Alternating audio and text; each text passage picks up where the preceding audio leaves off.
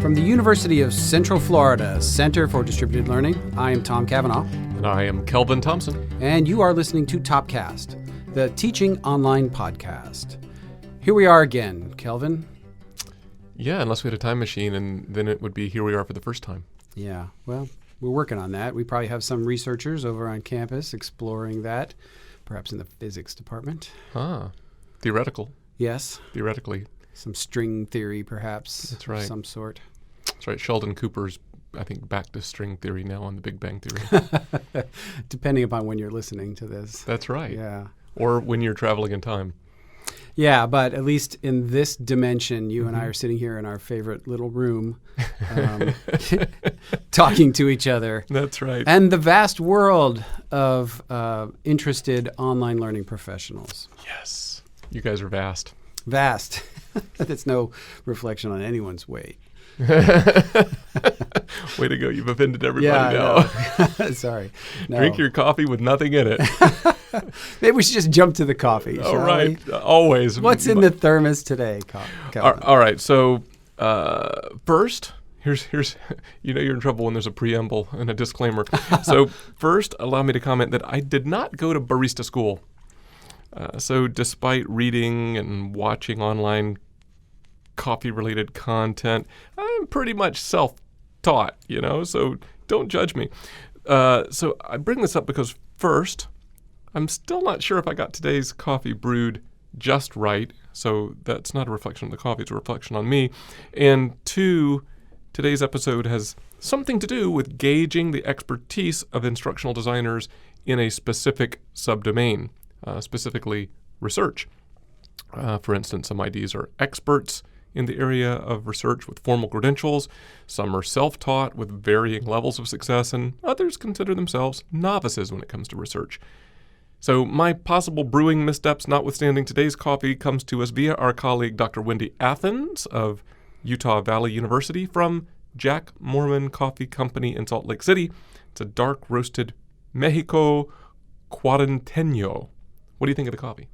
It's good. The only thing is something we've talked about is just a temperature issue, but the coffee itself is good. And thank you, Wendy. That was sent to us after a visit that she and her team made. It was very, very, very kind of her. Very kind of her. And what do you think of the coffee connection? I think it's as good as any of your other coffee connections, Kelvin. Ouch! That's harsh, man. That's harsh. That could be awesome. Oh, it could be awesome. There's a vast coffee connection. No, I get it. Yeah, because we're talking about research and expertise and maybe stepping a little bit outside of your comfort zone to learn something new, as you have done with coffee. Well, is there a coffee barista school? Like, can you go to major? And I got my BA in, I don't know, pour over. Well, of course, ASU's got that BA to barista to BA That's to barista true. thing. That's true. There's that. No, but they're not studying that. One would think not. Apparently, there are some. I did look that up because I was thinking that. I asked myself the same question. I'm like, well, is there a barista school? I'm like, do I want to sign up for it? There are several programs. I think they focus on, like, maybe you're going to open up your own boutique coffee place. But I think there's some stuff that I saw that maybe even a Joe Schmo like you or me could learn something. I heard a podcast one time that talked about somebody who started their own kind of high-end coffee business and was importing, I believe, beans from Yemen. And it turned, he was from Yemen or something, or his family was, and so he had some connections. But it was kind of self-taught, but there was a certain amount of apprenticeship, I believe, that was part of that as well. So maybe that's the model. But that's cool. Thank you, Wendy, and thank you, Kelvin. You bet. I get it. And so there's a reason why we're talking about instructional designers and research, correct? Yes, there is. So back in the fall, during the Online Learning Consortium Accelerate Conference, you had the opportunity to talk to our good friend, Dr. Katie Linder. I did. From Oregon State University, where she serves as director of their eCampus research unit. Yep. She's also the host of about 612 podcasts. You know, it does seem that way. 48 newsletters. Actually, she's the host of 3 podcasts that I know of. Yeah, maybe more brewing. I don't know. She's amazing. But the one that's probably most relevant, and you and I have both appeared on together, and she has previously been on this podcast, but it's the Research in Action podcast. Yes. So yeah, it's great. It's great to have her back because she's been on the show here before, and she's always working on something interesting. We've both published in edited collections that she's put together, and I'm always interested in what she has to say. And she was at OLC Accelerate talking specifically about a new project related to instructional designers and research, correct? That's right. So do you want to do anything to sort of set up the interview? I guess the only thing I'll say is yes, this was right. I talked to her right after she had released this study, which she talks about instructional designers and research. And then our conversation goes into some related stuff that her research unit is doing. So I think they're doing really interesting work. So maybe we'll cut to the interview and we'll come back and talk about anything that comes to mind after the interview. How about that? Sounds good. Here's Kelvin and Katie. Hi, Katie. Glad to have you back on Topcast. I am always glad to come on the show, Kelvin. Thanks for having me. Well, you are welcome. So today, I am excited to talk to you a little bit about a recent research study that came out of your office. Why don't you tell us a little bit of what it is before we talk about how it came to be? Sure. So we recently released a study on the research preparation and engagement of instructional designers. And we wanted to learn a little bit more about their formal education in terms of research and how they're currently engaging in research on teaching and learning. Now, because we I think touched on that area tangentially when you were on Topcast before, as we talked about the multiple role of instructional designers. So how did this particular study come about? What got stuck in your head about this? Well, we had been doing a lot of presentations at different conferences like OLC Accelerate, which is where we're recording now.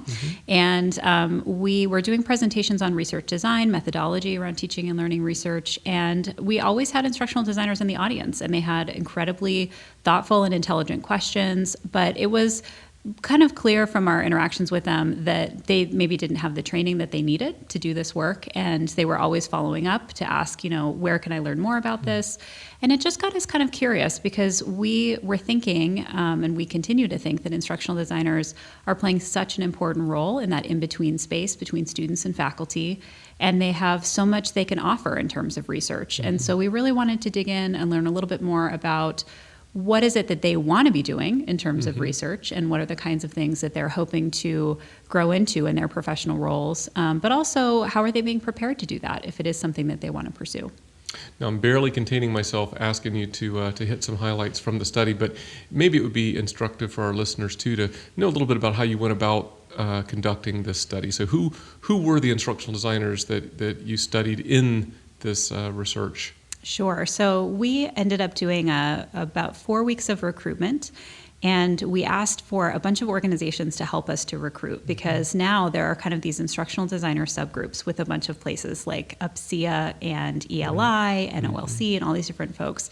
And so we asked everyone to kind of help us recruit, and we had hundreds of people responding. We also did some personalized LinkedIn recruiting and things like that. And we ended up with a little over 300 that we included in the survey study. So this was an online survey, about 60 questions, and we did both qualitative and quantitative analysis. So we ended up with some really amazing, rich quotes from people as well in terms of how they're engaging in research.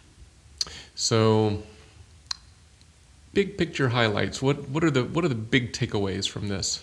Well, we will definitely link to the study in the show notes. Yes, absolutely. And there are kind of 5 key takeaways we had from this study, but let me give you just some big picture things. One is definitely that instructional designers love to collaborate on research, and it's actually their preference to collaborate versus to do it independently. So that was something that was interesting that came out of our sample.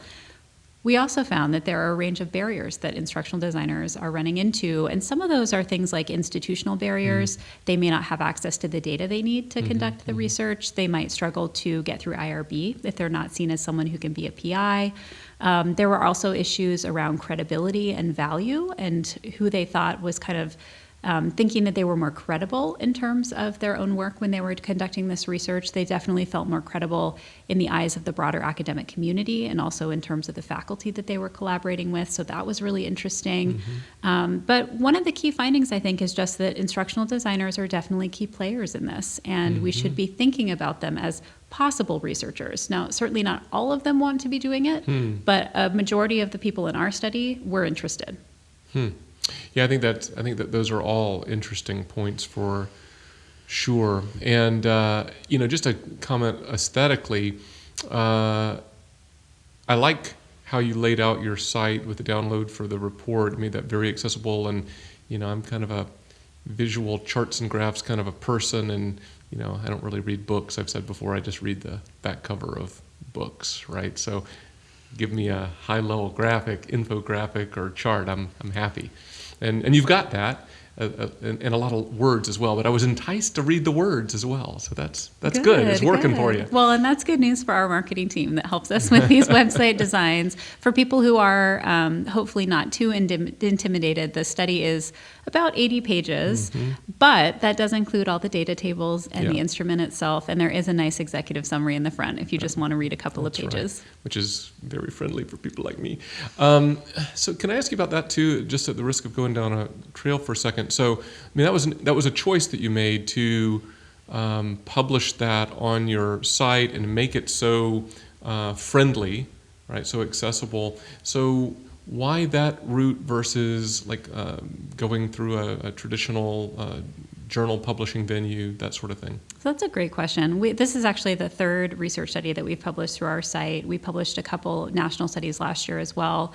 And I think that oftentimes what happens is we'll publish the initial report, which doesn't include everything. It includes kind of our initial treatment of the data to get things out immediately so people can take a look. And with studies like this, I think that right now, instructional designers, it's a pretty hot topic. We're trying to kind of figure out what that role is as the field is professionalizing. People are very interested in it. And we had a lot of people who really wanted to know what the outcomes were. And as your listeners may know, the publishing timeline for many peer-reviewed journals can be, 18 to 24 months. And so oftentimes we will put out the initial report and then follow up with some peer-reviewed articles. And that allows us to have a little bit more time to do a deeper dive with the data and to really kind of analyze it from a number of different angles that maybe we aren't doing for the report, kind of the initial treatment of the data that we put out. And also we have several other publication projects in the pipeline that are longer term publications as well, like edited collections. So we're kind of publishing out in a lot of different ways. Is part of your hope that your office will have a kind of a go-to site that will bring people in? You'll be thought of as like, ooh, yeah, they have tasty research. I should go there first. Well, we always want to have tasty research. But I think that, yes, we are hoping that the website has a number of different things that people can explore and look at. We have a bunch of stuff in our pipeline, some white papers that are going to be coming out in early 2018 on distance education research methodologies from some of our fellows that work within our fellows program, the faculty at Oregon State. That's really exciting. And also I think it's just important for us to try to find a rich variety of ways to get this information out to people. And we found that research reports, especially in this field, are really accessible for people. And there's a nice history of doing these kinds of national surveys and then putting out a research report for people to digest. That's great. Now, as long as I've taken you down a rabbit trail, I'll just keep on digging deeper, and we'll come back to the topic at hand. So we were talking about this earlier. I know you recently also put together a database of research. So why don't you tell us about that too, as long as we're talking about things on your site that might attract people to come visit. Sure. So this is something else we can definitely link to in the show notes, but a project that we've been working on since the summer is compiling all the research that compares different teaching modalities, online, face-to-face, and then hybrid and blended, so that people can dig in and really look at that modality-specific research, and especially so that they can look at it from a disciplinary perspective.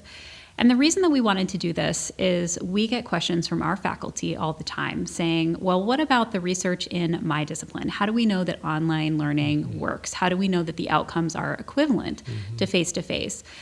And I think that there are definitely people in the field who are ready to move on from that question. and we were there too. I mean, it was definitely something that we've had some meta studies done, and there's definitely a rich literature, and we have 186 studies on the database that you can search through.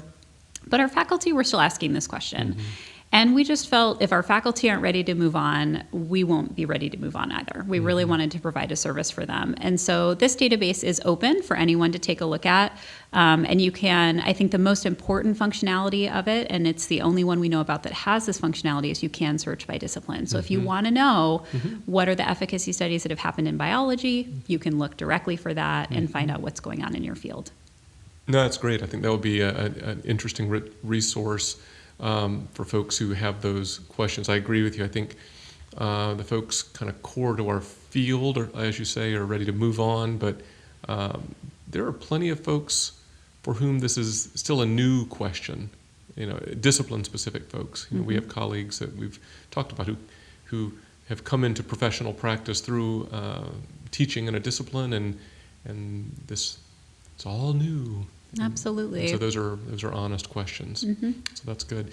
So back to your study of instructional designers. Did you find out anything else about instructional designers as you were conducting the study that was instructive about the demographically, makeup-wise? We talked when you were here before about kind of the multiple hats, the multiple roles that instructional designers have. I know you were focused specifically on research preparation and how research intersects with their jobs, but anything else surface along the way? One of the things that was really interesting is we found that a lot of the instructional designers in our sample had very recently come into working in higher education. They had quite a bit of experience working in other industries, but had recently switched in the last maybe 1 to 5 years to coming into higher ed, which could explain why many of them have no training in academic research, because they were trained to do instructional design maybe in a corporate setting. Some of them had worked in military settings or K-12 settings. And so that, I think, is something interesting just to consider, is we're starting to train instructional designers specifically for the culture of higher education, and there's a layer of research that's embedded in that. Yeah, that's right. That's a good observation. Is there a what next to this study? Is there something else you want to do to extend or follow up on? Well, one of the things that it raised for us, and this is something that we're hoping to look at more in early 2018, is who exactly is publishing in the field of distance education research. And so we're starting to compile a new database that won't be public. It's just for kind of research analysis purposes. But we want to figure out who in maybe the last 10 years or so has been publishing in some of the select journals in distance education research. What are their position titles, and also what are some of the demographics, so that we can get a sense of the diversity of who is publishing in our field. And I'm really curious to see if there have been trends that have changed over time. Maybe we started with more faculty publishing, and we're starting to see more administrators or staff that are moving into publishing in those peer-reviewed journals. So that's kind of one of the next steps that is leading off of this research with instructional designers. But also we're making some changes as well at Oregon State in terms of how we're engaging our own instructional designers in research. We've created some space for them in our fellows program so they can collaborate with faculty researchers. And we've also been doing some dedicated research professional development around things like data visualization. So we're starting to look at our own practices to see how we can make sure that our instructional designers who want to engage in research can do that. Yeah, that's awesome. It sounds like things are going great guns at Oregon State, and you're always doing something interesting, and you're adding to what we know about our field itself, what we know about instructional designers and how we can be more effective. And I know that a lot of our listeners do consider themselves instructional designers. So as part of your resources that you're putting together on your site, if folks wanted to know more about how they might go about increasing their research competence, do you point them to some resources that would be helpful professional development-wise? So the first resource I would mention, and this is the main one that we produce in this area, is our podcast, Research in Action. And so this is the main place where we are talking with researchers in higher education about the topics and issues more general to higher education research, but we often point out different tips and strategies for how to engage in learning something new. And we are going to be releasing kind of a new mini-series specifically on quantitative literacy coming out on the show in the next few weeks. So that's very exciting. And that was an area in the study we found a lot of instructional designers were less confident when it came to things like running statistical analyses, cleaning data, that kind of thing. So that is one resource. And definitely I welcome people to reach out to us. I think there's so many different possibilities of how you can engage in professional development around research. It really depends on your preferences and whether you want to do like a massive open online course or you want to find a really good book that would be useful for you. But the podcast would be a nice place to start. Yeah, it is indeed. And I should already give a nice plug to you for Research in Action. It's always a go-to source, especially for folks who are already listening to a podcast like this one. So go right on over if you haven't subscribed, and subscribe now in the same place that you found Topcast. Well, Katie, as always, it was a great pleasure to have you on, and hope to have you come back again before too long. Thanks so much, Kelvin. This was really fun. So that was the conversation, Kelvin, you had with Katie. Yep. I found it really interesting. I always find listening to Katie interesting. I do listen to her podcast. Yeah, right. I think I mentioned to you recently I've been periodically binging on her Anatomy of a Book podcast, thing, yeah. which I've not made it there yet. I have good intentions. Yeah, well, we'll give a shout out to her 3 podcasts. The Research in Action we already talked about, Anatomy of a Book, and then the other one is You've Got This. Yeah. And they're all kind of slightly different. Yeah. But sort of back to the topic that you and she were talking about. You know, I think it is interesting because she had said something about how she presents at these conferences, and there's a lot of instructional designers in the audience, and they'll come up to her afterwards and say, you know, how do I find out more about this, and how do I do that kind of research?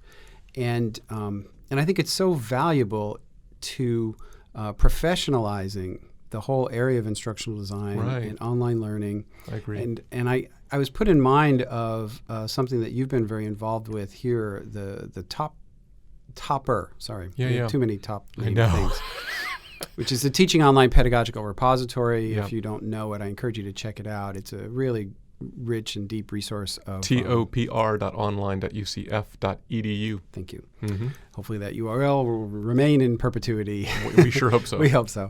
But it's got all kinds of great resources. But one of the key elements in each of those entries about good practices in online instruction is that you link to some scholarly resources. This isn't just one faculty member's opinion of what's good. Right. It's good because it's been proven in practice and it's been supported by actual scholarly literature and research. And I think that's really important for instructional designers to understand. Yes. At the risk of sort of going on a bit of a soapbox, I think that we're somewhat fortunate here in that many of our instructional designers kind of already think that way. Yes. We may have talked about this when Katie was on the show before, that our instructional designers are all technically in-unit faculty. We have a unionized faculty, and they're considered part of the bargaining unit and are treated as faculty and have, that all that kind of benefits that come with it, with the exception of tenure. They're kind of like librarian faculty are. There's a promotion plan that's based on scholarship and so forth. Right. So, scholarship is a component of that. Many of them, I think more than half of our instructional designers have terminal degrees, so they've sort of been trained in research, and there's an expectation. We've got the good fortune of having full-time researchers outside the faculty unit that can be kind of mentors to them a little bit, very much like Katie serves in a similar role at Oregon State. And we've certainly, I think, borne the fruit of that. Absolutely. I totally agree with that. I think additionally, instructional designers bring a very unique, grounded, not in a grounded theory sense per se, but grounded perspective to inquiry, SOTL and otherwise, scholarship of teaching and learning and otherwise. So it's not just an individual teaching faculty perspective or just an impartial researcher perspective, but that informed scholarly practitioner approach is, I think, real useful as well. Yeah, and something else she talked about was pairing up the instructional designers with the faculty that they are supporting. And she talked about, I believe, some like fellow kind of positions. Right. And although we don't necessarily have something exactly like that, we do have an awful lot of our instructional designers partnering with the faculty they support to do scholarship of teaching and learning Which is research. awesome. It's great. They go to conferences together, they publish together, and it helps them both. Yeah, that's I think that's awesome. Yeah, in that sense, I hope we see more of that in the field, because I think it does make us all richer, for sure. So, thank you, Katie. That was fantastic. We'll probably have to make up another excuse to get her on the show. Yeah, right. Because she's got nothing but time. Apparently. I'm sure. Any other final comments, something you wanted to highlight from your discussion with Katie? The only other thing I would say is I'm really intrigued by that secondary topic that we had, the that disciplinary efficacy research database. Yeah. Really interesting. And, that's not a direction we've gone a whole lot here. And she and I talked about it while the recorder was running and before and after a little bit. And I've run across it other places where we've been doing this here for a very long time. I don't think we run into those questions as much. But when I talk to colleagues other places and talking to Katie, it is a real question. And when you're zooming in a new discipline. So I think it serves a purpose. I think that's true. And even though I think that we've got pretty broad adoption here and we don't often get asked the question, like, does this work? Every once in a while we do. And it tends to be in the departments and the disciplines where we are not quite as engaged as we would like to be. That's right. And if we had disciplinary research in these areas, discipline-based research in these areas, I could see it being enormously helpful. Yeah. So I think that's a real niche offering that she's ginned up there at Oregon State. So we'll have a link to that in the show notes as well as her research study that we talked about. So take a look. Great. So let me see if I can kind of put a bow on this. Put a bow on it. Given the inquiry-driven nature of our higher ed settings, instructional designers tend to benefit when they're able to successfully make use of existing published research. And we all benefit from research findings published by our instructional designer colleagues, right? Undoubtedly, right, Yes. sure. So research competence might even lead to more productive relationships between IDs and their faculty clients. We can only hope. Yeah. I mean, certainly we just mentioned one, which was the opportunity to do research together to benefit both their careers. So awesome. Yes. I totally agree with that. That's awesome.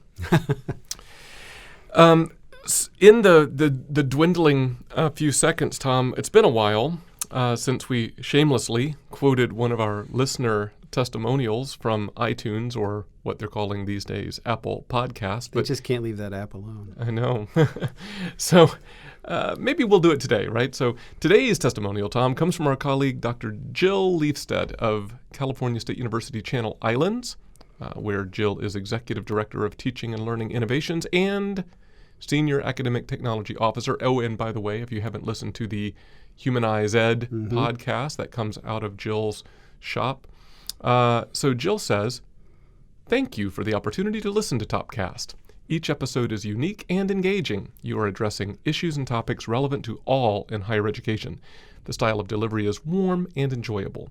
I will be sharing with my colleagues and plan to use future Topcast episodes as jumping-off points for faculty discussions and workshops." Isn't that awfully nice? Thank you, Jill. That was great. Shout out to Jill. Yeah, those are good folks there. Mike, Michelle, Jill, all kind of people. If you have something kind to say about Topcast, please look us up on Apple Podcasts and leave a review. You too might get a shout out. You might. If you have something to say that warrants follow-up, feel free to record a voice memo and email it to topcast@ucf.edu so we can respond. We might even play that in a future episode. Wow. Wouldn't that be cool? That's awesome. Yes.